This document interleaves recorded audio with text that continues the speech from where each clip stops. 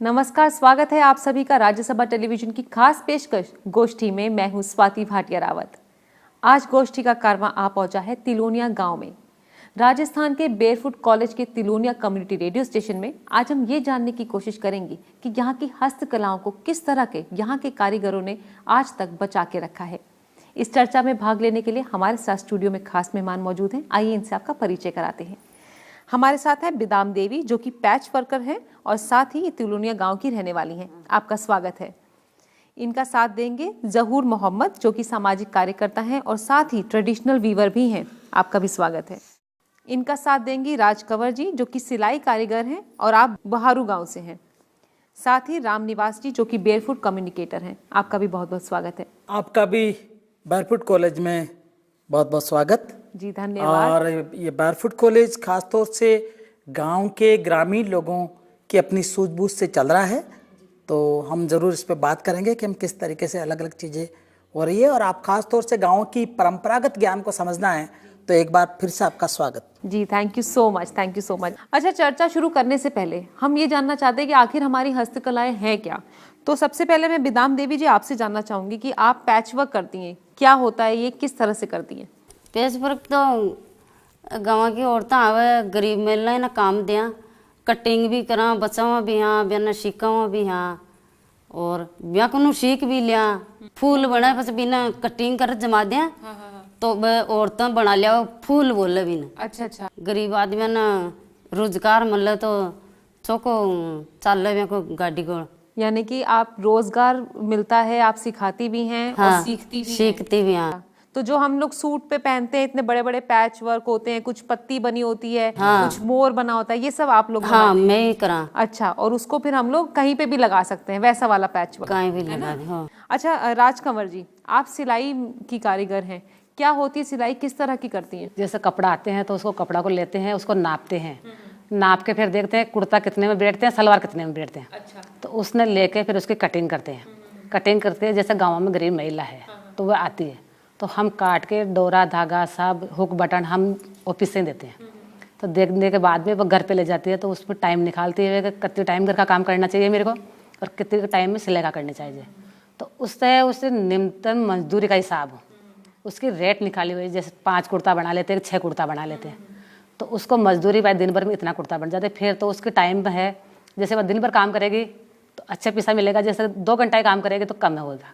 जैसे सलवार कुर्ता है, जैसे पिलो कवर है, कुशन है और ट्राउजर है, तो ऐसे करीब करीब पूरी सिलाई होती है। अच्छा, ऐसे करती हैं। बैग थैला भी बनते हैं, जैसे चुश्मा केस है, मोबाइल केस है, जैसे पर्स है, बड़ा बैग है, छोटा बैग है, तो उसमें सब बनाते हैं। बेल तोता का भी हमारे वो। अच्छा, जहूर साहब, जब ये इतनी मेहनत कर रहे हैं और आप भी सामाजिक कार्यकर्ता हैं, आप किस तरह से इन बहनों की मदद करते हैं?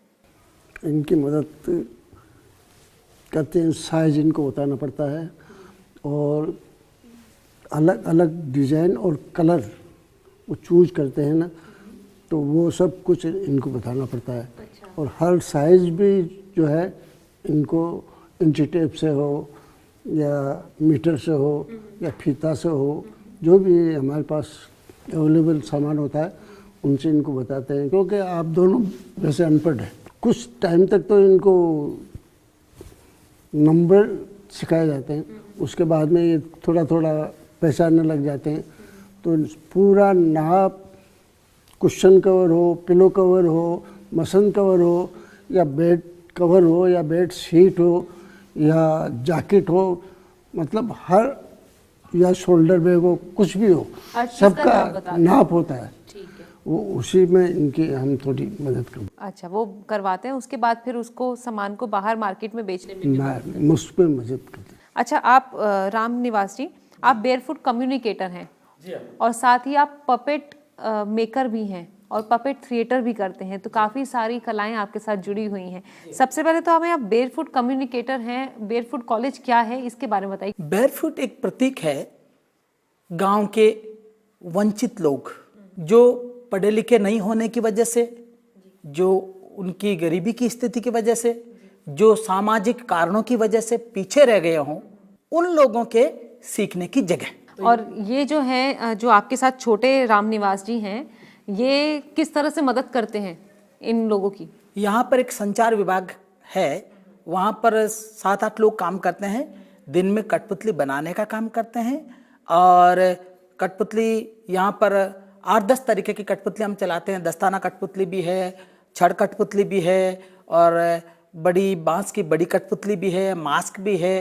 तो सारे ये दिन में ये काम बनाने का, और जो लोग यहाँ बैरफुट कॉलेज और समाज कार्य अनुसंधान केंद्र में जो लोग आते हैं इसको अवलोकन करने, तो उनके साथ बातचीत करते हैं कि मैं गांव-गांव में शाम को जाता हूँ और सारे सामाजिक मुद्दों को लेके, पीने का पानी सबको कैसे मिले, सबके शिक्षा की व्यवस्थाएं ढंग की कैसे हो, महिला सशक्तिकरण कैसे हो, बच्चों को शिक्षा से जोड़ने का अच्छा बेहतर काम कैसे हो, और सब एक समग्र विकास के सोलर तकनीक कैसे बढ़े गाँव में। जैसे आपने यहाँ बताया कि सोलर पावर एनर्जी को भी आप कंज्यूम करते हैं, साथ ही आप इसके बारे में भी शिक्षित करते हैं कि स्वच्छ पानी को कैसे पिएं, किस तरह से स्वच्छ पानी रखें। साथ ही यहाँ की जो महिलाएं हैं जो बहुत शायद पढ़ी लिखी नहीं हैं, उनके लिए भी आप लोग मदद कर रहे हैं, उनकी कलाओं को निखार रहे हैं। आप लोग जो हैं इनकी किस तरह से इसमें मदद करते हैं? जैसे कि अभी राजकंवर जी और बदाम बाई जो बता रहे थे, जो गाँव के जो परंपरागत जो हुनर थे, जिसको हुनर हम कहते हैं, जो कोई सिलाई में दक्ष है तो कोई कपड़े को काटने वाटने सजाने में दक्ष है, कोई अपने ये बेल तोता जो पालने पर बनाने की उन चीज़ों को जानते हैं, जो अपना कोई वीविंग और दरी बुनाई कर इसके काम को जो जानते हैं। तो ऐसे कोई चमड़े का काम जानते हैं, कोई लकड़ी का काम जानते हैं, कोई तामचीनी का इस तरीके का काम जानते हैं। तो उस तरीके के यहाँ जो स्थानीय गाँव में लोगों को पहचाना गया कि किसका और हाथ कितना बढ़िया हो। जो जानने वाले लोग हैं वो यहाँ दूसरों को सिखाते हैं, जो कम जानते हैं, जो कम जानने वाले लोग हैं वो नए लोग होते हैं, उनमें एनर्जी ज़्यादा होती, तो वो अपनी उस चीज़ों को नयों को पुरानों के साथ शेयर करते हैं। तो ऐसे हर काम को यहाँ आगे लिया जाता है। जहाँ तक आप महिलाओं की बात करें, इस काम में महिलाएं पुरुष दोनों जुड़े हैं, पर ज़्यादातर क्योंकि महिलाओं को घर से बाहर निकलने नहीं दिया जाता था, तो काम के साथ साथ महिलाएं घर छोड़ के यहाँ आती है, फिर एक दूसरे की दुनिया के बारे में भी समझती है। तो ऐसा नहीं कि केवल काम मिलेगा, काम के साथ साथ इतनी सारी जो चीज़ें हो रही है ग्रामीण विकास की सोच के साथ, उन सब में उनका जुड़ाव होता है, तो एक बहुत बड़ी पहल होती है। तो ऐसे एक मजदूरी उदाहरण पर तमाम उनके अधिकारों की बातों पर भी वो आगे बढ़ती है। क्या बात है, इस पर हम और भी चर्चा करेंगे, लेकिन रुकते एक छोटे से ब्रेक के लिए। वक्त हो गया एक छोटे से ब्रेक का, जल्द हाजिर होते हैं, देखते रहिए गोष्ठी। ब्रेक के बाद एक बार फिर आप सभी का स्वागत है गोष्ठी में। आज हम चर्चा कर रहे हैं कि राजस्थान में हस्तकलाओं को यहाँ की ग्रामीण महिलाएं किस तरह से सुरक्षित रख रही हैं, आज भी बचाए रख रही हैं। ब्रेक पे जाने से पहले आपने हमें बेरफुट कॉलेज की कुछ उपलब्धियों के बारे में बताया, किस तरह से वो महिलाओं की मदद कर रही हैं, किस तरह से उनको जागरूक कर रही हैं।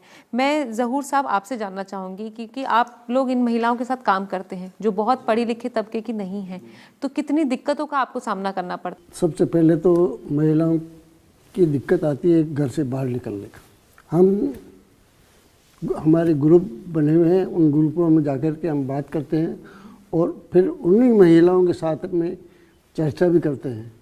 तो कुछ काम का लोभ उनको देना पड़ता है, तो महिलाएं तो आगे आने के लिए तैयार है, लेकिन घर वाले उनको आने नहीं देते। एक तो ये समस्या हो गई। जैसे आप इन महिलाओं के साथ काम करते हैं तो किस तरह की दिक्कतों का सामना करना पड़ता है? इन महिलाओं के साथ में दिक्कत तो ये आती है कि एक तो बराबर हम किसी को से बोल नहीं सकते, अभी भी ये हिचकिचाहट है यहाँ हम में गाँवों के अंदर।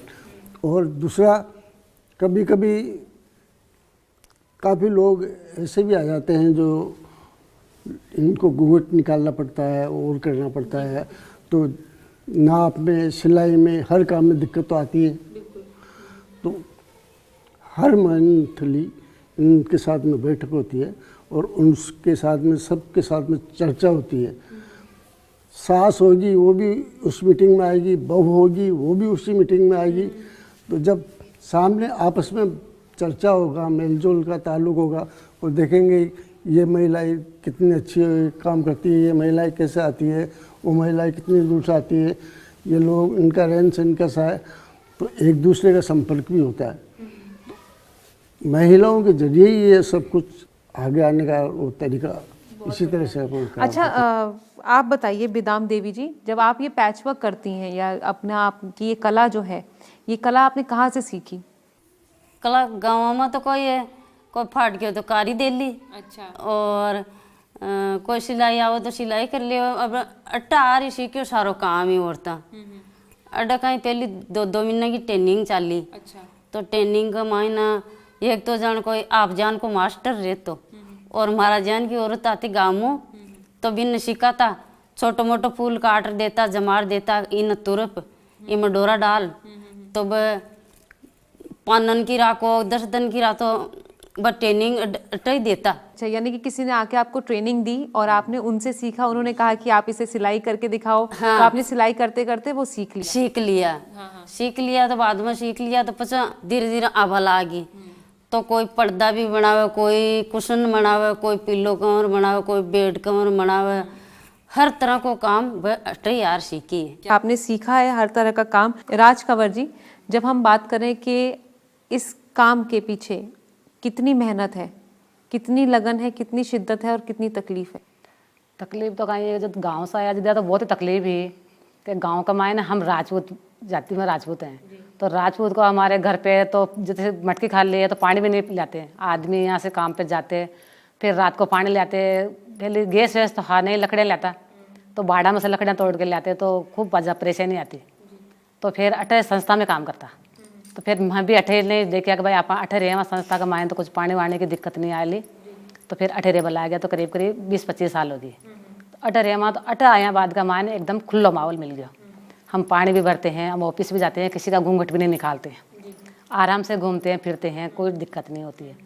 तो ऐसा करते फिर हम ऑफिस का मायने जैसे बता रही थी कि भाई कटिंग जैसे सिखाते हैं तो जैसे हम भी 2-2 महीने की ट्रेनिंग का मायने जुड़े हुए हैं।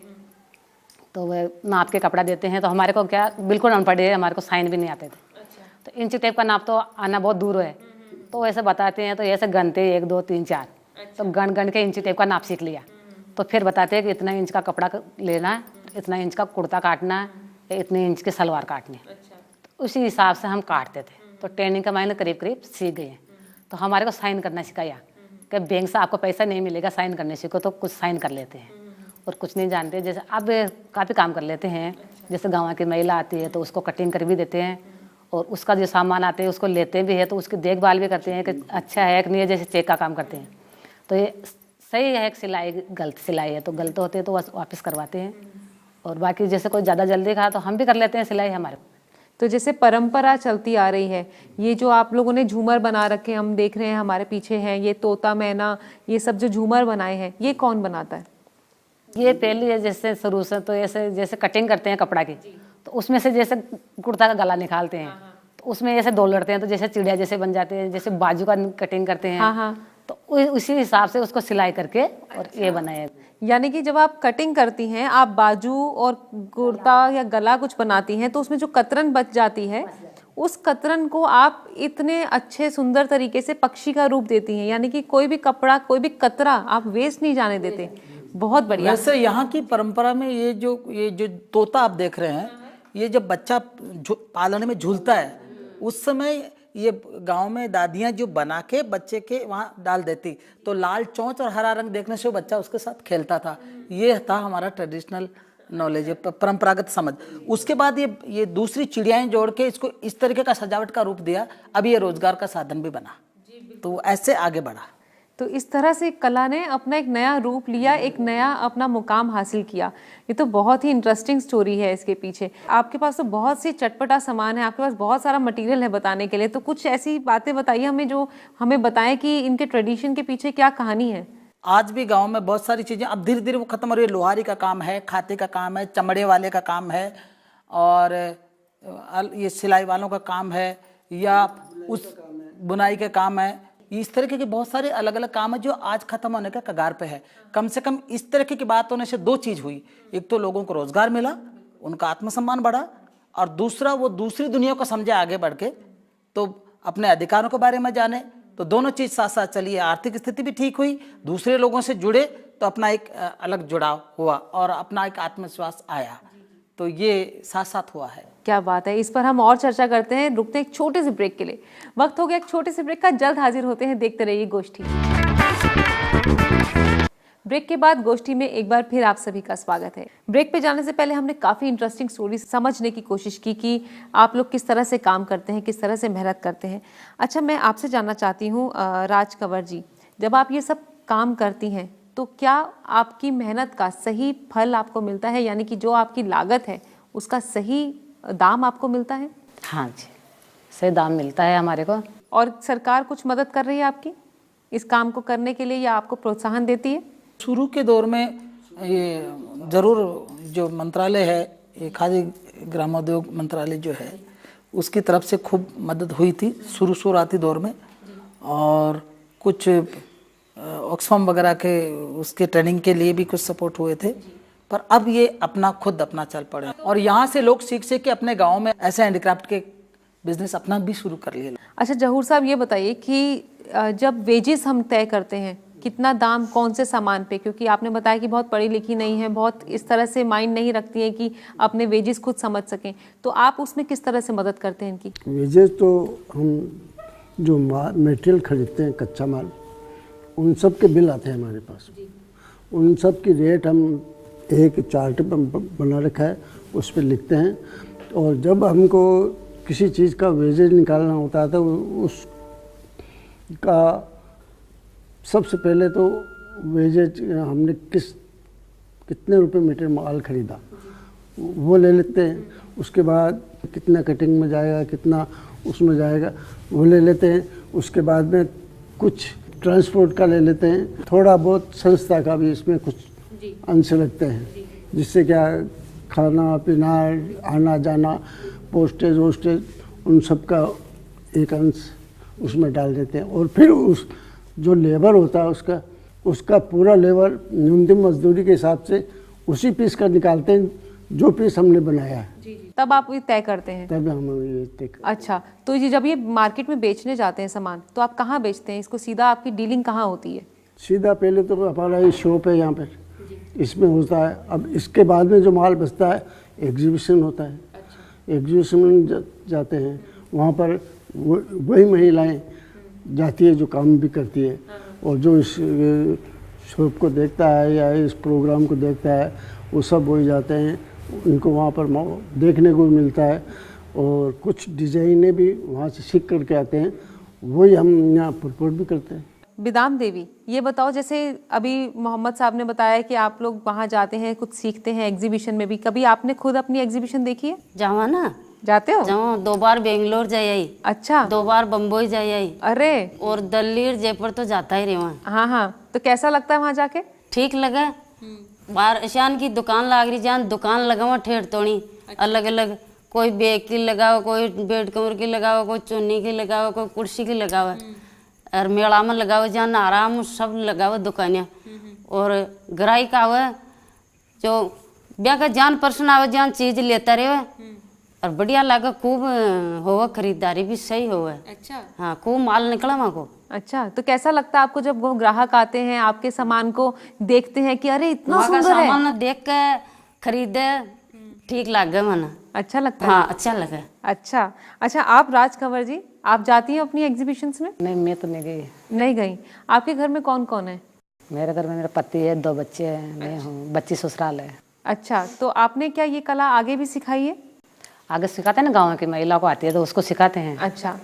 तो हम कटिंग हम करते हैं तो उसको चाक के देते हैं तो वो खुद काटती है, हम सिलते हैं तो उसको सिल के बताते हैं, तो उनको भी सिखाते हैं, महिला को भी। अच्छा, तो अब आप अपनी इस कलाओं का क्या भविष्य देखती हैं? क्या लगता है आपको कि ये कलाओं को बढ़ावा किस तरह से और दिया जा सकता है? बढ़िया बढ़ावा देना चाहिए। अब सब महिला ने वो सिखा रहे हैं, कोशिश कर रहे हैं, और नई नई महिला ने जैसे नई लड़कियां तो आना सिखा भाई कोशिश कर रहे हैं, और बन के अच्छे सीखो और आगे और बढ़ो। क्योंकि आपने बहुत ज़्यादा पढ़ाई नहीं की? नहीं, बिल्कुल ही नहीं। बिल्कुल नहीं की। और उसके बाद जब आपने ये काम सीखा तो आज आपको कैसा महसूस होता है? बहुत अच्छा महसूस हो रहा है कि हम अनपढ़ होकर भी इतना काम कर लेते हैं। जब आप ये देखती हैं, जब बाहर आपका सामान को सराहा जाता है, जब वो ग्राहक खरीदते हैं, बहुत अच्छा लगता है। अच्छा, और उसके जब दाम आता है तो बहुत अच्छा लगता है, जैसे आपको सबको मजदूरी मिलती है तो तब ज़्यादा बहुत खुशी होती है। अच्छा, आपको फिर भी एक तकरीबन कितना एक दाम एक सलवार सूट का कितना मिल जाता होगा? अलग अलग आइटम पे अलग अलग। किसी कुर्ता का जैसे डिजाइन का तो किसी का 30 है, किसी का 35 है, किसी का 20 अच्छा। है, अलग अलग रेट है। तो आप मोहम्मद साहब उसको जब आप आगे बेचते हैं दुकानों में या आप ये ऐसी क्राफ्ट शॉप्स हैं तो वो कितना आपको दाम देते हैं उनका? यहाँ पर जो है 20% से कम होता है हमारा। अच्छा, मुनाफा कितना है? मुनाफा 20%। बस 20% का मुनाफा है। नो प्रॉफिट नो लॉस पे हम काम कर रहे हैं। लेकिन आपको नहीं लगता कि जब बाहर वो जाता है या एम्पोरियम वाले उसको खरीदते हैं तो एम्पोरियम वो वाले जब तो- बेचते हैं वो तो सब वहाँ उनका 20 से 40% हो जाता है फिर। अच्छा रामनिवास जी, आप थोड़ा प्रकाश डालिए इनकी मेहनत पे और ये बताइए कि किस तरह से आपका बेयरफुट कॉलेज इनको लगातार प्रोत्साहन दे रहा है, इनको मदद कर रहा है इनकी वेजेस को और बढ़ावा देने के लिए। भारत सरकार की तरफ से ये इस तरह के कामों के लिए भी हमें मदद मिली थी और कुछ दानदाता संस्थाओं की तरफ से भी हुई थी, पर अब धीरे धीरे ये सारा काम जो इतना खड़ा हो गया कि अपने आमद का साधन भी यहाँ होने लगा है और यहाँ जो चीज़ें आ रही है उससे लोगों को काम मिल रहा है और उन लोगों को जिनको ज़रूरत है, ठेठ गांव के लोग हैं, वो अपने काम को आगे निखार दे पा रहे हैं। ऐसी कलाएं जो धीरे धीरे मरने के कगार पर थी वापस जीवित हो रही है और ये क्योंकि सारा काम हाथ वाला है, इसमें कोई मशीनों को हमने ज़्यादा मान्यताएं नहीं दी। कोशिश करी कि ज़्यादातर हाथ से काम करने वालों को ये हस्तशिल्प कला आगे बढ़े, उस पर हमारा इसमें ज़्यादातर ध्यान रहा। और ये हमारा कुछ हमारे चीज़ें हमारे तभी जिससे हम समझौता नहीं कर सकते कि बहुत ज़्यादा मशीनीकरण नहीं करेंगे, ऐसा करेंगे जिससे ज़्यादातर मजदूरी और जो अभी आप बता रहे थे न्यूनतम मजदूरी को आधार मानते हुए उससे ज़्यादा मिले पर कम किसी को ना मिले, ताकि लोगों को रोज़गार भी मिले और ये इस तरह की जो दस्तकारी की कलाएँ हैं वो आगे बढ़ती रहे। अच्छा आप बताइए राजकंवर जी, जब आपको आपके मेहनत का दाम मिलता है तो उसका आप क्या करती हैं? क्या करते हैं, घर खर्चे में लेते हैं, जैसे बच्चों की पढ़ाई लिखाई है, जैसे खाना पीना का भी सामान लेते हैं तो उस घर का काम में लेते तो आपके यहाँ की कितनी महिलाएं जुड़ी हुई हैं इन कामों में? हैं। 250-300 महिला जुड़ी हुई हैं। अच्छा, आप ट्रेडिशनल वीवर हैं, शुरू से आप वीविंग करते आए हैं, इसके बारे में थोड़ा कुछ बताइए, क्या है ये और किस तरह से आपको मदद हो रही है, आप कैसे ये बढ़ा रहे हैं आगे काम? सबसे पहले ये जुलाहे और बुनकरों का था, जो खड्डी खोदते थे और उसमें वो बैठते थे, दोनों पैरों में रस्सी बांध करके नीचे लगाते थे, तो अप एंड डाउन का वो सिस्टम करते थे जिससे बीच में से उसके धागा निकल जाए और वो हाथ से ही ऐसे फेंकते थे। उसको बेजा कहते हैं। जो कपास होती थी वो हाथ से काटा जाता था और उसका हाथ से ही रोलिंग होता था। हाँ, और मैदान के अंदर ऐसे लकड़ियाँ गाड़ते थे जो वार्प के लिए वो काम होता था। अब तो हमारे बोबिन आ गई, रील्स आ गए, सब कुछ आ गए। अच्छा, जैसे आधुनिकीकरण आ चुका है, मशीनरी युग शुरू हो चुका है, तो ये जो मशीनें जब से आई हैं तब से क्या लगता है कि ये काम प्रभावित हुआ है, हस्तशिल्प कलाएं? हस्तशिल्प कलाएँ का पूरा बेल्ट हमारे यहाँ पर कम से कम इस किशनगढ़ के अंदर 500 हाथ खिलका चलते थे। केवल पावलूम का कपड़ा आपको मिलेगा। हाथ का कपड़ा इस एरिया में अगर चाहिए आपको तो हमारे यहीं मिलेगा। यानी कि काफ़ी प्रभावित हुआ है। बहुत प्रभावित हुआ। अच्छा रामनिवास जी, जैसे इन्होंने बताया कि दिक्कत का सामना करना पड़ रहा है पहले के ज़माने में और आज आधुनिकीकरण की वजह से काफ़ी प्रभावित हुआ है हस्तशिल्प कलाएं, तो क्या लगता है, क्या भविष्य आपको दिख रहा है आज के भारत में इन कलाओं का? जैसे अभी आपने बताया, हमारी जो ये कठपुतली है, पारंपरिक रूप से जो कठपुतली चलती थी वो धागा वाली कठपुतली थी और राजस्थानी कठपुतली दुनिया में कहीं भी गई तो धागा वाली कठपुतली को राजस्थानी पहचान मिली हुई है। धीरे धीरे उसको छोड़ के वो कठपुतली राजा महाराजाओं की कहानी सुनाने के काम आती थी ज़्यादातर, और वो उसका एक अपना एक सीमाएं थी, उसको 150 लोग से ज़्यादा नहीं देख पाते थे। जब ये कठपुतली आई तो 6 फीट ऊपर पर्दे पे गई तो इसको 500 लोगों ने देखा, और जब वो बड़ी हमने जो छड़ कठपुतली बनाई तो 1000 लोगों ने उसको देखा। अभी जो वो इस तरीके से इसमें नया नया सोचते रहे हैं अब, और काम सारा हाथ का, तो हमने पूरे संचार विभाग में करीब 10-12 तरीके की कठपुतलियाँ बना के हम उसको चला रहे हैं। ये जो हो रहे हैं काम, इतने हाथ के काम, वो आगे बढ़े, उनको लोग इन चीज़ों को खरीदे, इनको, और ख़रीदने के साथ साथ इनके साथ जो जो चीज़ें बढ़ी उस चीज़ों को भी वो समझे, और नया भी सोचता रहना पड़ेगा कि हम उस चीज़ों को लगातार कैसे कायम रख सकें। बहुत बढ़िया, हमसे बात करने के लिए बहुत बहुत शुक्रिया। बहुत अच्छा लगा आप सबसे बात करके, आप हमारे शो में आए, बहुत बहुत शुक्रिया। तो आज की गोष्ठी में यही बात सामने आई है कि तिलोनिया गांव की महिलाएं आज किसी से पीछे नहीं हैं। भले ही ये कम पढ़ी लिखी हैं, मगर ये अपनी आत्मनिर्भरता से, अपनी कला से आज दुनिया भर में अपना नाम कमा रही हैं और हमारे देश का नाम भी ऊंचा कर रही हैं। हमें उम्मीद है कि इसी तरह से हमारी हस्तकलाएं, जो हमारे देश की परंपराएं हैं, ये जीवित रहें और आज की पीढ़ी इसे समझे और इसके सही दाम पर इनको इनकी मजदूरी का हक दे। तो आज की गोष्ठी में बस इतना ही। अगले हफ्ते फिर मुलाकात करेंगे किसी नए मुद्दे के साथ। तब तक के लिए हमें दीजिए इजाजत और देखते रहिए राज्यसभा टेलीविजन। नमस्कार।